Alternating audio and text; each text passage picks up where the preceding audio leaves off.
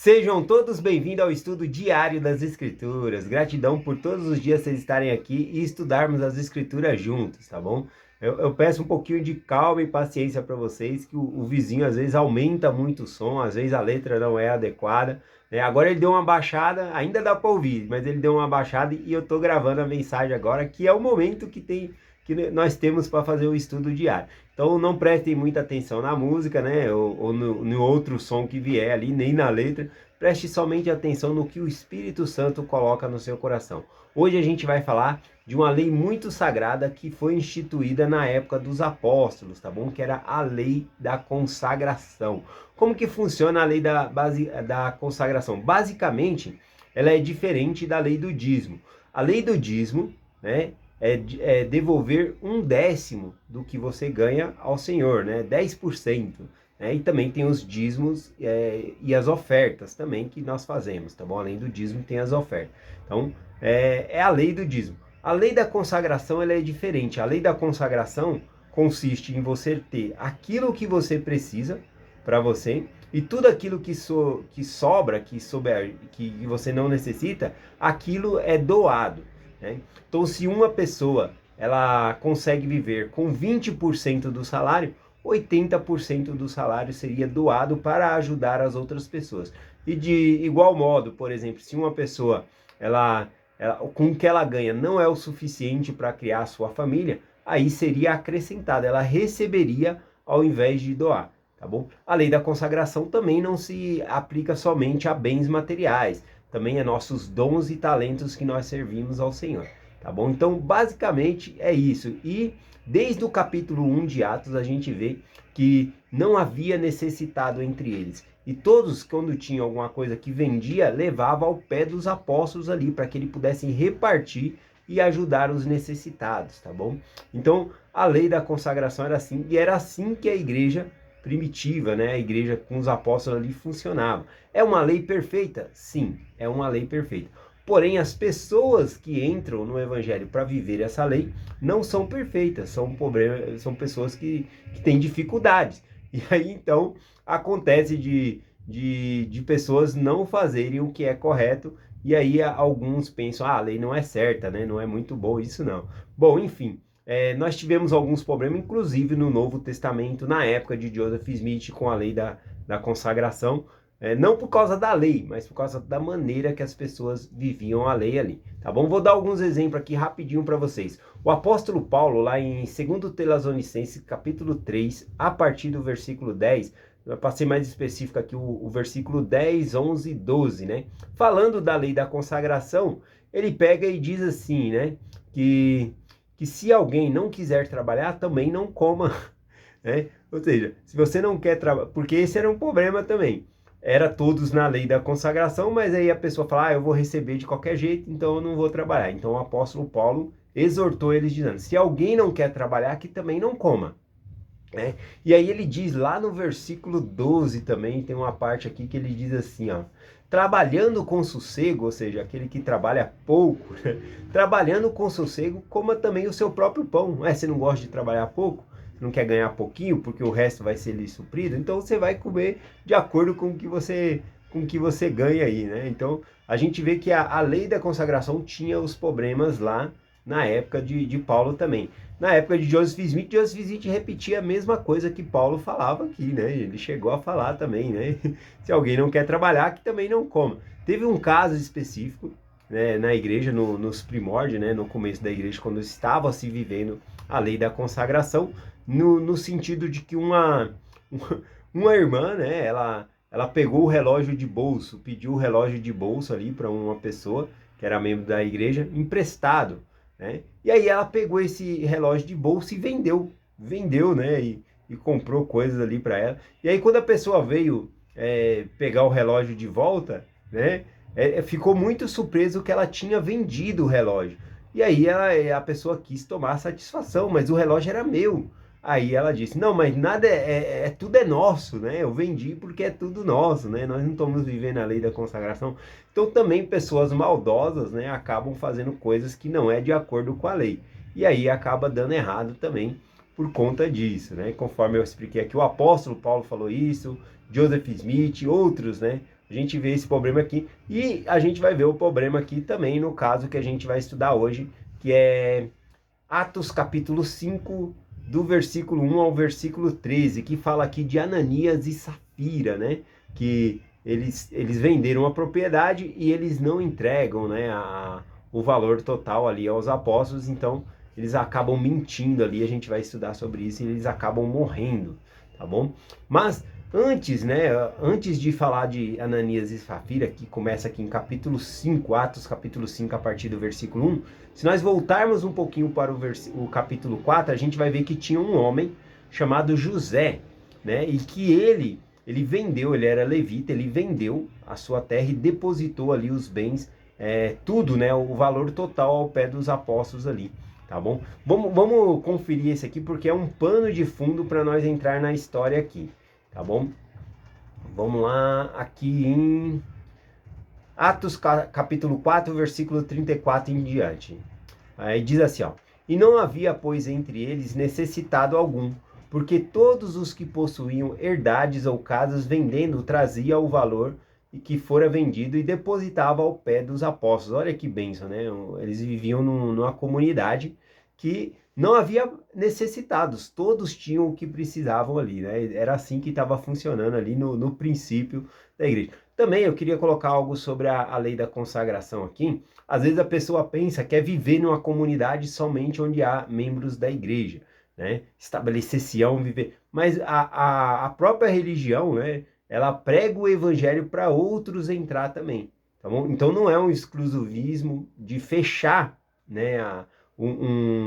Uma cidade, aqui só vai ter membro da igreja e não vai poder entrar. Não, o convite era para que todas as pessoas pudessem se batizar e entrar para a igreja, tá bom? Então a lei da consagração não significa ser exclusivo e fechar para que outras pessoas não entrem, tá bom? Então, continuando aqui, a gente vê que todos vendiam, né, e depositavam ali aos pés dos apóstolos. E aí vai falando de um homem aqui, ó, versículo 35, Atos 4, versículo 35. E repartiam-se cada um segundo as necessidades, e cada um o que tinha. Versículo 36. E então José, cognado aqui, ou seja, chamado pelos apóstolos de Barnabé, mostra aqui que o nome dele era José. O nome José significa acrescentar, já é um nome bonito, né? E pelos apóstolos ele era chamado por outro nome, né? Ao invés de ser chamado de José, pelos apóstolos, os apóstolos chamavam ele de Barnabé, que traduzido é filho da consolação. Então ele era uma pessoa muito caridosa, né? Então ele é o filho da consolação, conhecido dessa maneira. Era um elogio que os apóstolos faziam ao chamar ele de Barnabé, né? Então a gente vê que ele recebeu um elogio aqui. Ele era levita, natural de Chifre, né? De uma ilha chamada Chifre. Não é Chifre, não, é Chipre. Possuindo uma herdade, vendeu e trouxe o valor e apresentou aos pés dos apóstolos, né? Ele já era uma pessoa caridosa ali, filho da consolação, e ele, querendo ajudar as demais pessoas, vendeu, né, um terreno que ele tinha, uma herdade ali, e depositou ali para ajudar outras pessoas também, né? E por que essa história serve de pano de fundo para a nossa história que nós vamos compartilhar? Porque Ananias e Safira, eles vão fazer uma coisa errada, mas a gente também tem que falar das coisas certas que acontecem. E José, chamado Barnabé, ele foi um homem caridoso e ele fez a boa ação aqui, realmente com o propósito de ajudar a todos ali. É o que é dito aqui. Vamos aqui para o capítulo 5, né, falando aqui já de Ananias e Safira. Atos capítulo 5, do versículo 1 em diante. E um certo homem chamado Ananias, com Safira, sua mulher, vendeu uma propriedade, né? Então, eles tinham uma propriedade e eles venderam ali, tá bom? Versículo 2. É só uma coisa legal aqui também, o nome do significado, né, da palavra, do nome de Ananias, significa que Jeová foi gracioso, né? Então, significa que Deus foi gracioso com essa pessoa, com Ananias. Mas ele não foi gracioso ao repartir os seus bens, né? A gente vai observar aqui. E Safira é o nome de uma pedra que significa bonita, tá bom? Mas o que ela faz é muito feio, né? Ela combina com o esposo dela ali para para defraudar a igreja ali, tá bom? Vamos continuar aqui, ó, versículo 2. E retendo parte do valor, sabendo também a sua mulher, trazendo uma parte dele, depositou ao pé dos apóstolos. O problema aqui não é que eles estavam devolvendo só metade, né? A lei, na verdade, conforme eu falei, a lei da consagração, você deveria possuir só o que você precisava ali. Se você estava retendo parte, escondendo, já o primeiro problema que nós temos aqui é a falta de confiança em Deus. Confiando no dinheiro, confiando no braço da carne. Eles deixaram de confiar no Senhor, na lei que era instituída naquela época, tá bom? Então, a primeira coisa aqui foi isso, né? Eles tiveram esse problema. Enquanto Barnabé, né, José Barnabé, ele depositou tudo aos pés dos apóstolos, a gente vê aqui que Ananias e Zafira, eles combinam entre si e dão apenas uma parte, dizendo que era o valor total, né, mentindo ali. Então vamos lá, versículo 3. E disse-lhe Pedro: Ananias, por que encheu Satanás o teu coração, para que mentistes ao Espírito Santo, e retiveste parte do valor da herdade? Então, o Pedro ele faz uma pergunta aqui a Ananias, né? Aqui não é citado como Pedro ficou sabendo que Ananias tinha retido. Bom, é óbvio que se ele combinou somente com a esposa dele e não falou para ninguém, né, é óbvio que foi o próprio Espírito Santo que revelou a Pedro que eles estavam fazendo essa maldade aí, né? Que não queriam dar tudo, mas estavam retendo parte da herdade ali, né? Do que era dado ali. Bom, e o que acontece? Versículo 4. Pedro explica para ele: guardando não ficava para ti, vendida não estava em teu poder. Esse guardando não estava contigo, ou seja, ele não precisa, ninguém mandou ele vender, mas ele vendeu. Ele vendeu porque ele quis, né? E aqui ele fala, e guardando, né, vendida, não estava em seu poder, ou seja, o dinheiro não estava sobre o poder dele. Então foi decisão dele e da esposa reter parte do valor ali, defraudando, né, a igreja ali, né, mentindo. Às vezes eles queriam ser bem visto pelos apóstolos, né? Ser bem visto na comunidade. Outros estavam doando e aí eles falaram, nós precisamos doar também, né? Vamos fazer aí. E aí então o Satanás, como o Pedro falou aqui, encheu o coração deles ali e eles não fazem da maneira correta, né? Primeiro que se eles estivessem fazendo com o propósito de ajudar o próximo, eles tinham feito tudo ali, né? Mas o propósito talvez era para que eles pudessem ser visto pelas outras pessoas e ser visto pelos apóstolos ali também. Então o Senhor desaprova isso, né? Então Pedro ele diz, né? Vendido, não estava sobre o seu poder, né? Para que você fez isso? O versículo 5 aqui. Ananias, ouvindo essas palavras, caiu e expirou.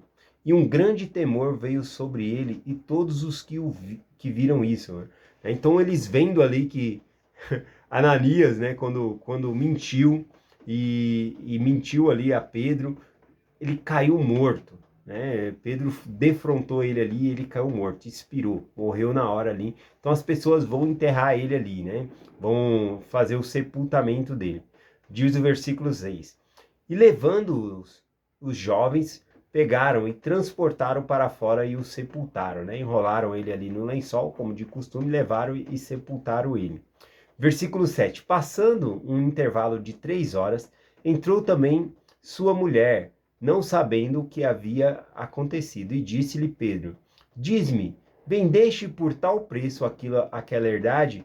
E ela disse sim, por tal preço. Então o preço que Pedro estava referindo-se aqui era o preço que Ananias disse que tinha vendido a propriedade ali. E ela confirma, ou seja, ela estava combinada com o marido dela e ela combina o mesmo valor. Então, quando Pedro pergunta o valor ali, ela fala o valor que o marido tinha falado. Então, ela concorda, né? Aqui Pedro ele está perguntando para saber, então, se ela tinha combinado com o esposo. E aí, dizendo o mesmo valor, ela tinha combinado aqui com o mesmo valor, né? Versículo 8. Versículo 8 eu li, deixa eu ler o versículo 9.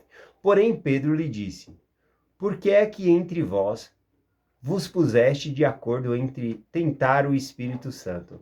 Eis a porta os pés do que sepultaram teu marido, e também te levarão a ti. Então, aqui a morte de Safira, né, que ele está anunciando aqui, a de Ananias não teve aviso prévio, né? Ele já caiu e inspirou ali, né? Agora, a de Safira, ele disse, olha aí quem está chegando, né? Esses enterraram o seu marido e também vão enterrar a ti. Então, ela ficou sabendo previamente que ela iria morrer ali. E então, quando eles chegam, ela morre também por causa disso. Ela combinou, né, com o marido dela ali para defraudar a igreja.